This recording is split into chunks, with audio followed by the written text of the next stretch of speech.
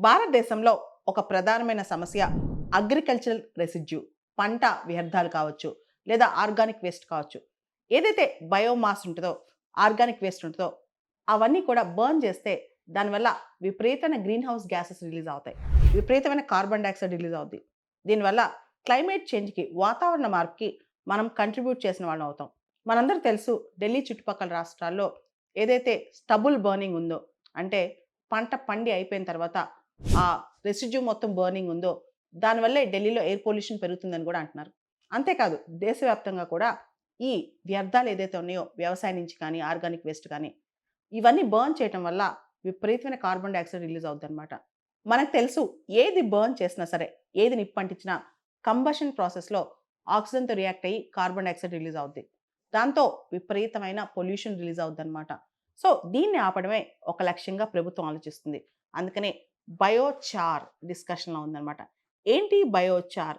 ఇది same agriculture residue కావచ్చు, organic waste కావచ్చు, ఏదైతే బయోమాస్ ఉందో, చెట్లు, పుట్టలు ఏదైతే ఎండిపోయి పడిపోయినాయో, పంట రెసిడ్యూ ఉందో, ఏదైనా సరే, దాన్ని పైరాలిసిస్ అనే ప్రాసెస్ ద్వారా బర్న్ చేస్తారు.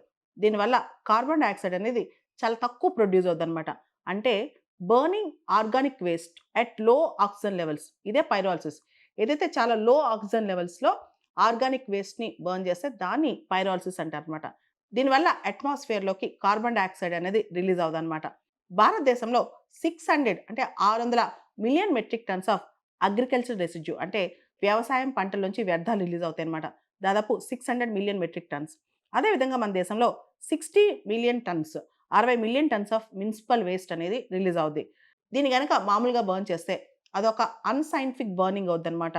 దీనివల్ల methane, nitrous oxide, carbon dioxide ఇవన్నీ రిలీజ్ అవుతాయి.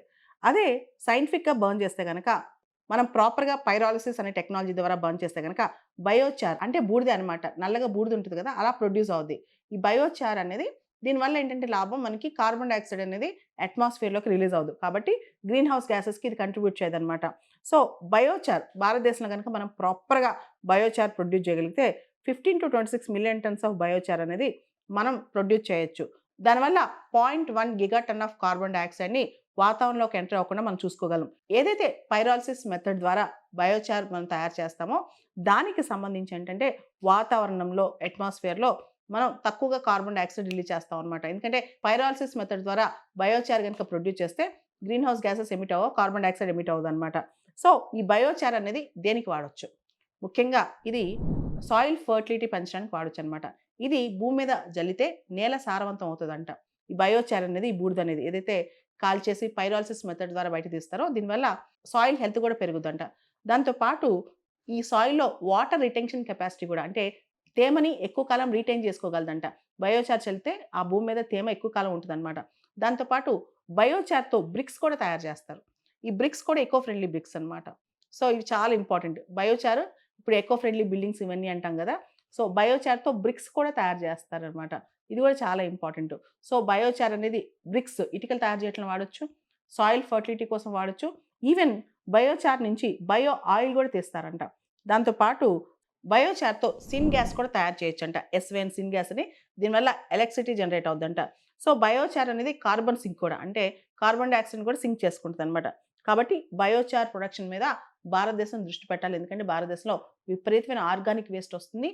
అగ్రికల్చర్ రెసిడ్యూ వస్తుంది కాబట్టి, దీన్ని పైరాలిసిస్ మెథడ్ ద్వారా మనం బయోచార్ తయారు చేస్తే, దానివల్ల వాతావరణంలో మనం క్లైమేట్ చేంజ్ తగ్గించడానికి సపోర్ట్ చేసిన వాళ్ళవుతాం.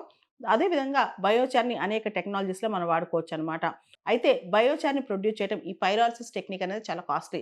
దీని మెషిన్స్ ఇవన్నీ కూడా కాస్ట్‌లీ ఉంటాయన్నమాట. దాంతో పాటు బయో రెసిడ్యూస్ అనేవి భారతదేశం రకరకాల ప్రాంతాలు, reason to reason bio residues అని మారుతుంటాయన్నమాట.